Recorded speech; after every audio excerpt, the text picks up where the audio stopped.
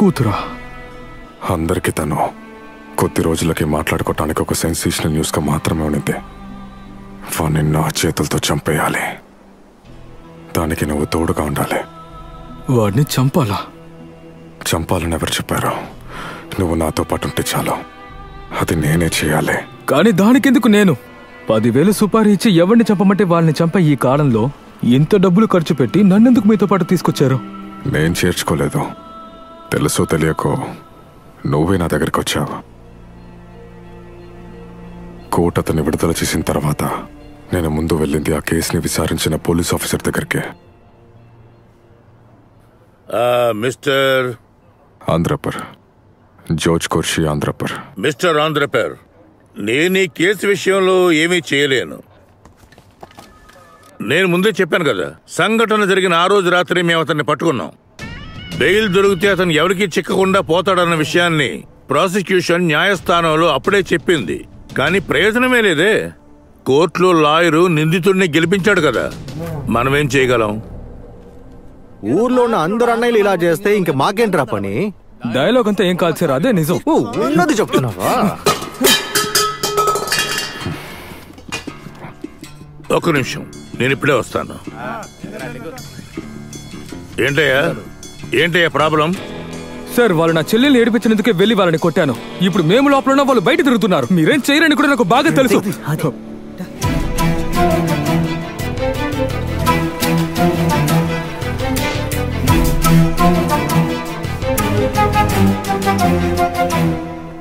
నష్టపోయింది నేను మాత్రమే అని అప్పుడే నాకు తెలిసిందే.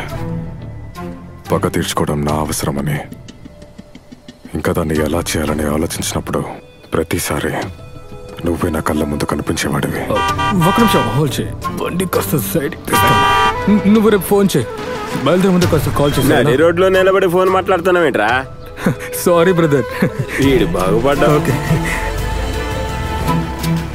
ఈ అబ్బాయి ఎవరో తెలుసా?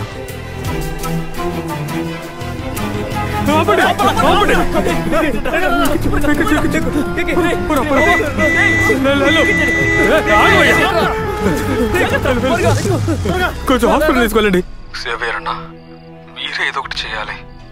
ఈ అర్ధరాత్రిలో బైక్ నేనెక్కడమ్మనరా? నీ బాధ అర్థమైంది, కానీ ఎక్కువ ఆశలు పెట్టుకోకు. నేను రెడీ చేసి ఫోన్ చేస్తాను, సరేనా? ఉంటా. సార్, ఆ అబ్బాయే మీరు అడిగారు కదా, ఏదో సమస్యలు ఎదుర్కొన్నాడు, డబ్బులు కావాలంట. ఒక బైక్ని అమ్మి పెట్టాలంట ఈ అర్ధరాత్రిలో. ఎవరు కొంటారు సార్? జేవియర్ ద్వారా నిన్ను రమ్మంది నేనే. సుపారీలు తీసుకుని ఆచరణ చేసేవారైతే నాకు అవసరం లేదు. వాళ్ళ స్వార్థం వాళ్ళు చూసుకునే ఈ లోకంలో మిగతా వాళ్ళకి సాయం చేయాలి అన్న మనసున్న మనిషి కోసమే. నేను చేసేది నీకు కరెక్ట్ అనిపిస్తే నువ్వు నాతో పాటే ఉంటావని అనిపించింది.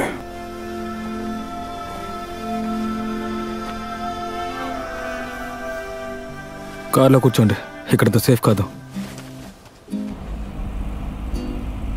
డబ్బుల్ని ఎవరు వద్దంటారు? ఎంత వచ్చినా వద్దని చెప్పే అవసరం నాకుంది. కానీ దీని తర్వాత డబ్బుల కోసం కాదు. ఇక్కడ దగ్గరలోనే నా ఫ్రెండ్ ఫామ్ హౌస్ ఉంది. కాలేజీలో తను నాతో పాటే చదివాడు. వాడి పేరు సన్నీ.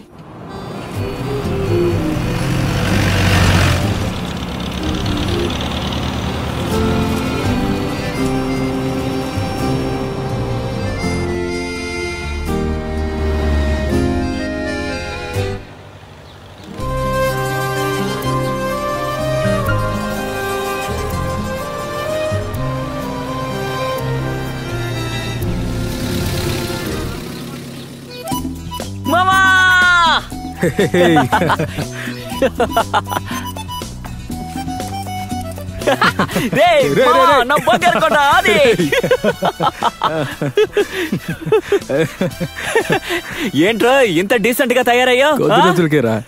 అన్నా, వీడు బాగా అల్లరి చేస్తాడనా. వీడిని తట్టుకోవడం చాలా కష్టం. ఆడవాళ్ళందరూ వీడికి లైన్ ఇస్తుంటే చూసి మనకి కడుపు మండుతుంది. ఈయన జార్జ్ కోషి. సార్, మీరు చాలా టెర్రర్ అంటగా. ఇదేదో బాగుందే. మీ ఊర్లో మా మావి ఉన్నాడు సార్. ఆయన దగ్గర ఒక మస్తు ఐటమ్ ఉంది, సూపర్ గా ఉంటుంది. దీనికి అంత సీన్ లేదు కానీ బానే ఉంది. రే మామా, నువ్వు ఎప్పుడు చూడలా? ఒక ఇంగ్లీష్ సినిమాలో ఆ కర్ర నుంచి కత్తి తీసి ఛాతి మీద పొడిచి చంపే సీన్ ఉంటుంది, సూపర్ ఉంటుంది. తన పేరు కన్య. హాయ్. మీ ధైర్యం నాకు నచ్చింది. వీరిని నమ్ముకుని వచ్చారు కదా. సార్ మీ గెటప్ బాలే గెటప్ లో ఉంది. సినిమాలో ట్రై చేయలేకపోయారా? పైకి వస్తారు. వీళ్ళ కాస్త రెస్ట్ కావాలి. నేను కొన్ని విషయాల గురించి నీతో మాట్లాడాలి. సారీ రా, మర్చిపోయాను. అయ్యో, ఒకదాన్ని పరిచయం చేయడం మర్చిపోయాను. సారీ రా. Meet mister Juliet Caesar. గొప్పోడు సార్. సార్ మీలా ఒక 5గురు వచ్చినా ప్రాబ్లం లేదు సార్. మెడ మీద క్లిప్ వేసి వస్తుంది, అంతే కదరా? పైకి దగ్గర రే, ఒక నిమిషం ఎప్పుడే వస్తాను. రే బండాపరా. అనా పని అయిపోయిందా? పని అయిపోయింది. సరే మరి కలుద్దాం. సెలవు అన్నని కాల్ చేయమని చెప్పు. సరే చెప్తాను. మన తోటకి ఎరువు తెచ్చేవాళ్ళరా. రే వీళ్ళ కొంచెం. ఓ మర్చిపోయాను, తిన్నగా వెళ్తే పెద్ద హాలు, తర్వాత 2 బెడ్రూమ్లు. మీరు వెళ్ళండి, లగేజ్లు పంపిస్తాను. నేను వెళ్ళి వీడితో దాకా మాట్లాడేసి వస్తాను. హే, ధైర్యంగా వెళ్ళు. రే నువ్వేంట్రా ఇలా మారిపోయావు? ఏంటి చెప్పరా?